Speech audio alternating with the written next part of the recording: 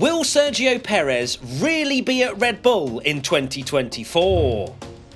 Right, we're talking about Sergio Perez's future, mainly stemmed not only around his performances this season, but also a wildfire rumour that we spoke a little bit about over on our Patreon. We did a little After Dark podcast, didn't we, Tommy? We mentioned it briefly, but it did do the rounds, didn't it, Tommy?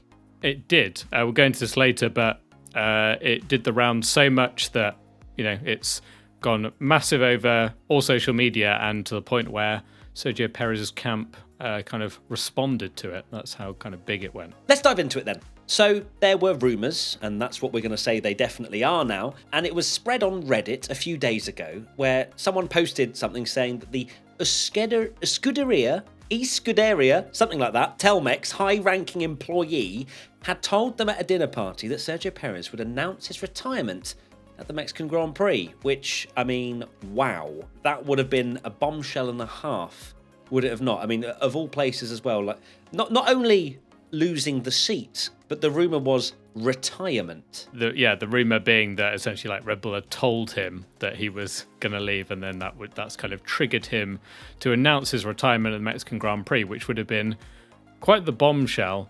And and doing it, at his home race. What a time to do it when it should be this, celebration of him. It's mad to think this narrative of Sergio Perez. He's second in the championship is absolutely insane, but he's having an awful season. Yeah, it's crazy to think, but yeah, Mexican Grand Prix would be pretty wild if he decided to call it quits then, and so close to the end of the season as well. Normally drivers maybe go, this is my last season or whatever, but to kind of very quickly do it would be mad. It wasn't like too far out of the realms of possibility though, was it? With how we've been speaking about his performances this year, as you say, second in the championship, but clinging on for dear life. Had Hamilton not gone out in Qatar, that might well have looked a little bit more possible that he may not finish second in one of the most dominant cars in Formula One history. Let's finish the rumour very quickly. So the rumour said that Red Bull had told Perez at the Japanese Grand Prix that he didn't have a seat, and in turn he chose to retire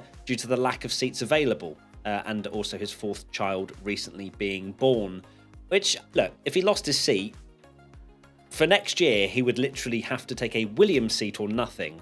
So then it would have had to have been unless obviously he would have been jostled around, gone to AlphaTauri maybe. I highly doubt it, but we've seen it before.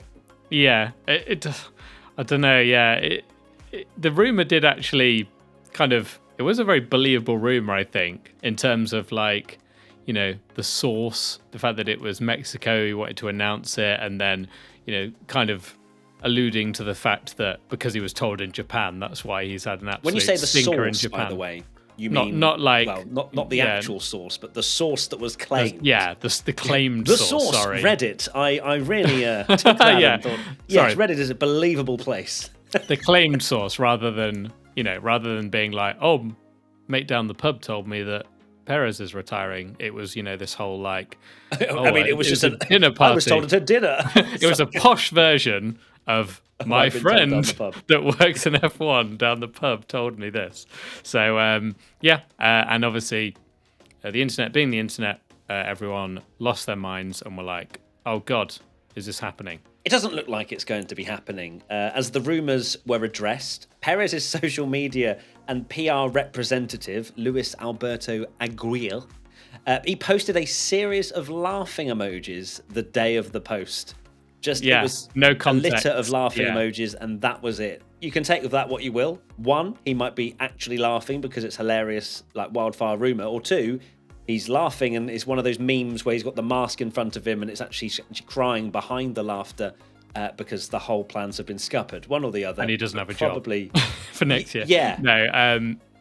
It was quite funny, the timing of it. Yeah, I love this on Twitter now. Is people find these things, don't they? And they dissect it like detectives. We've seen it many times where like we've seen it for ourselves. Have we not seen it for ourselves as well, Tommy? Exactly, I've seen the amount of rumours of why we left our previous venture and this, that, and the other, and all of these. And I'm like, oh my God, we were the talking point for a little bit, and it's quite funny to just imagine Perez sitting back, having his drink, knowing full well he's got a contract next year, and everyone's like, ah! Now, that wasn't the only thing or way of the rumour being addressed, but also Sergio Perez had a Zoom session with the media. So it went that big that Perez's team thought, we should probably clarify this. And he went and said, I have a contract for next year. It is important to have a good year. I am motivated to continue. So read of that what you will. I mean, he has a contract. That's not to say that he doesn't have a contract. We know he has a contract.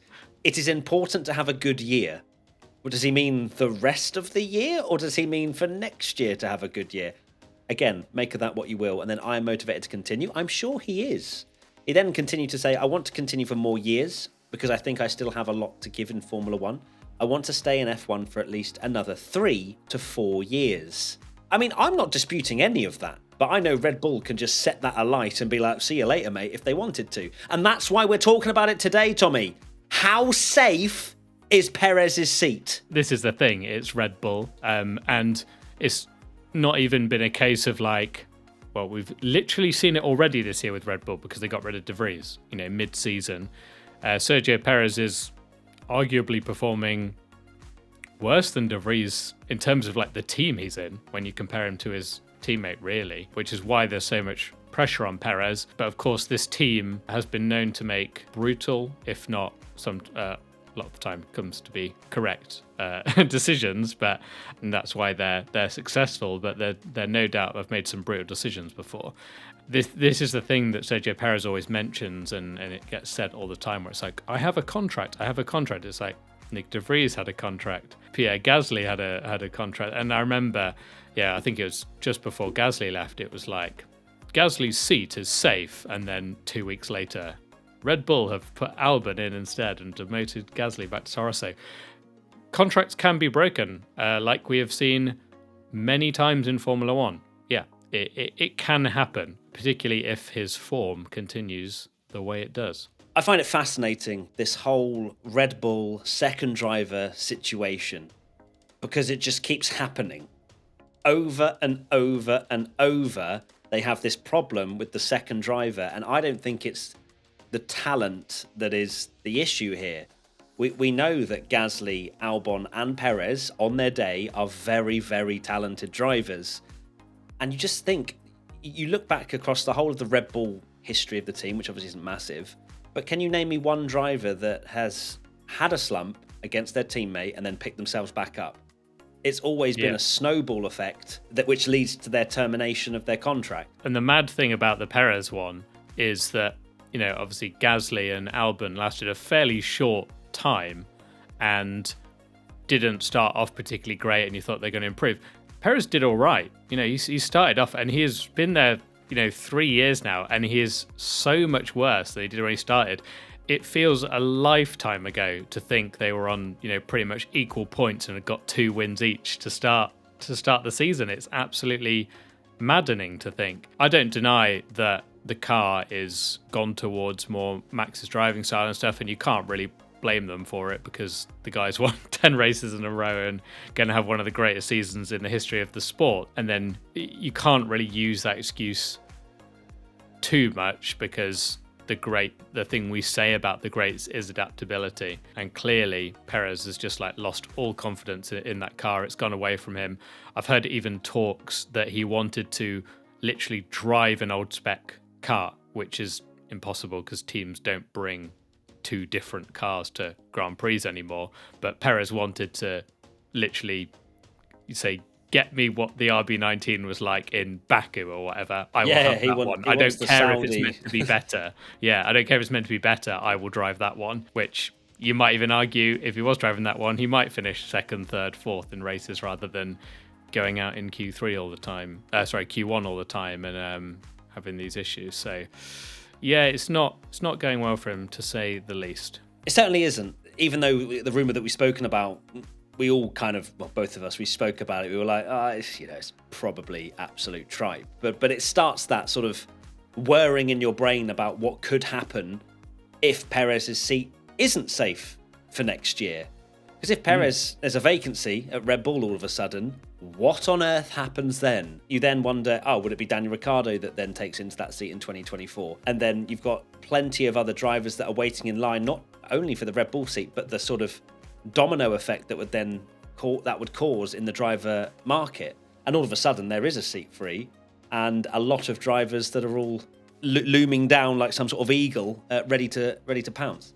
Yeah, it's either going to be the greatest thing ever, like not for Sergio Perez, of course, but in terms of excitement of silly season craziness, where it kickstarts this absolute chaos. And we know, and we said this many, many times in our predictions and things, that at the end of 2024, there are a lot of contracts at the end of it. So it does make you wonder that if Perez does manage to keep his seat till the end of 2024, still doesn't work out, and then they get rid of him, that could, like you say, start this crazy chain reaction where maybe, like they did with Perez in the first place, choose someone outside the Red Bull stable. Maybe Daniel Ricciardo isn't performing in AlphaTauri and they don't think he is the right person to step up, and they go with someone different, and then that seat's free, and then someone else moves into that seat, and then that seat, and that seat. And that's what we saw during that COVID period where Vettel announced his retirement, Carlos Sainz jumped in, and then it was just this knock-on effect of everyone moving.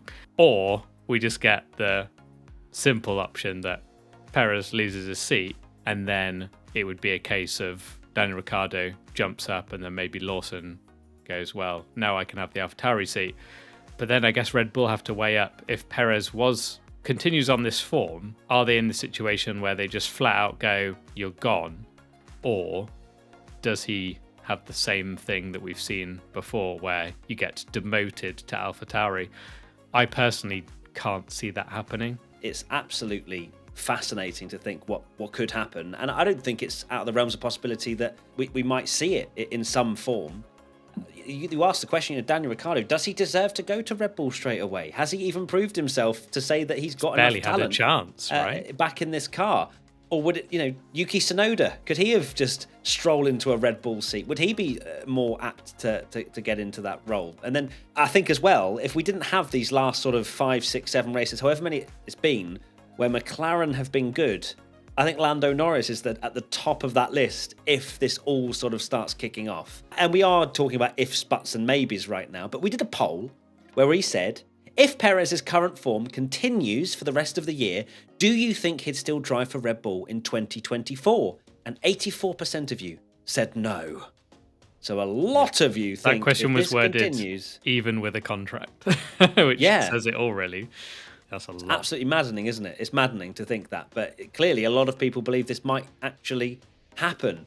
So who do you think would genuinely be the right person to go into that Red Bull seat should Perez be vacated?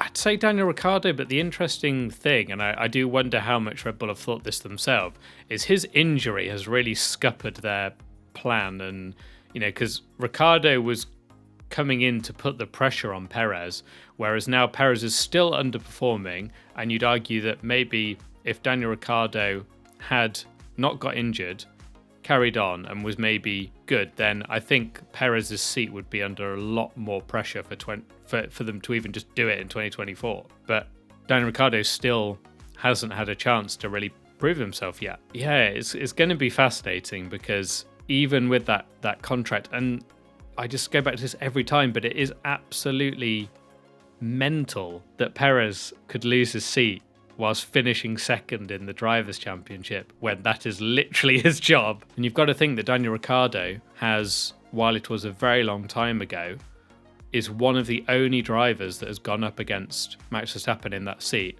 and not been dreadful, and actually pretty good.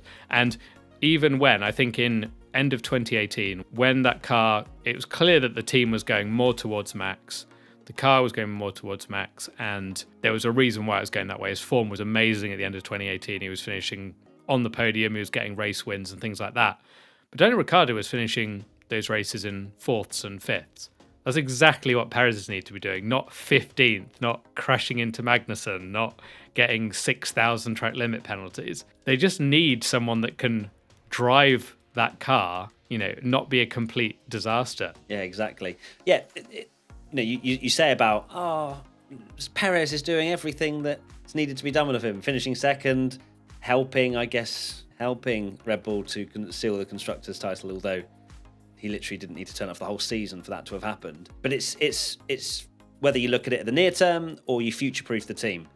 And in my opinion, Christian Horner is not stupid and knows that if he wants to have the best team possible moving forward, he has to think about what the future will look like. Perez and Verstappen right now, Perez is doing no better than Gasly, Albon that came before him. Now, I don't think Gasly or Albon showed the potential that Perez has shown on the odd occasion where he's been as fast as Max, slightly faster in the very rare occasions that I'm talking about here.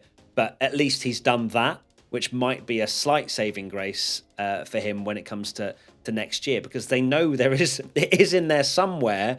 They've just lost the key, and now they're scrambling around trying to find the key to Perez's performances. And whether they'll decide to stay with him or not, I'm not sure. I think if he has an absolute shocker for the rest of the year and loses second place, I think his seat will be gone.